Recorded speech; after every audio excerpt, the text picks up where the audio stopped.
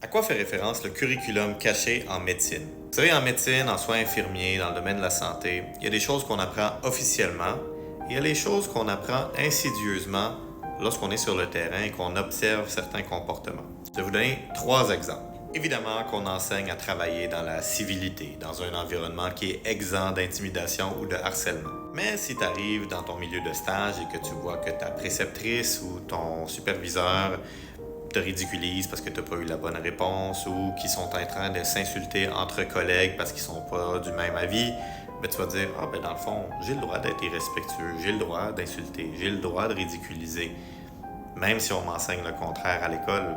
Rappelez-vous que tout le monde mérite le respect, peu importe les circonstances. Deuxième exemple, le présentéisme. On va te montrer à l'école que c'est important de prendre du temps pour soi si on va pas bien.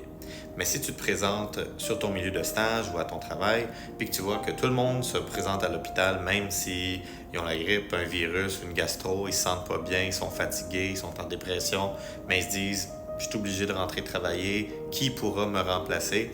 Ça, c'est du présentéisme. C'est le contraire de l'absentéisme et c'est pas sain. Ça vient d'une bonne place, on veut pas abandonner ses collègues, mais ça crée cette culture et cette pression sur les collègues autour où on a tendance à s'ignorer et à mettre ses propres besoins en second plan. Ça aussi, c'est un exemple de curriculum caché. Donc, n'oublie pas de prioriser tes besoins comme on te le dit de le faire à l'école.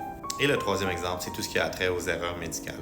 On dit toujours que c'est important de divulguer nos erreurs, c'est important de faire des rapports d'incidents, accidents, c'est important de ne pas avoir honte parce que c'est comme ça qu'on s'améliore. Mais si tu arrives sur ton milieu de travail puis que tu es témoin qu'il y a une erreur puis que la personne qui a déclaré son erreur se fait insulter, on cherche un coupable, il y a une culture du blâme, ben on va avoir tendance à cacher les erreurs et ne pas faire ce qu'on nous demande de faire et ce qui est sain pour le milieu, c'est-à-dire de divulguer les erreurs et d'avoir une culture de sécurité au travail proactive.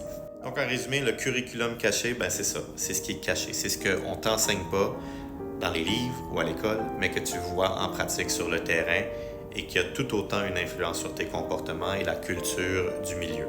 Et vous, est-ce que vous avez d'autres exemples de curriculum caché? Et surtout, avez-vous des idées de solutions pour améliorer la culture dans nos milieux de travail? Et un rappel que vous assistez à mon calendrier de l'Avent, une question par jour jusqu'au 25 décembre. Abonnez-vous pour rien manquer.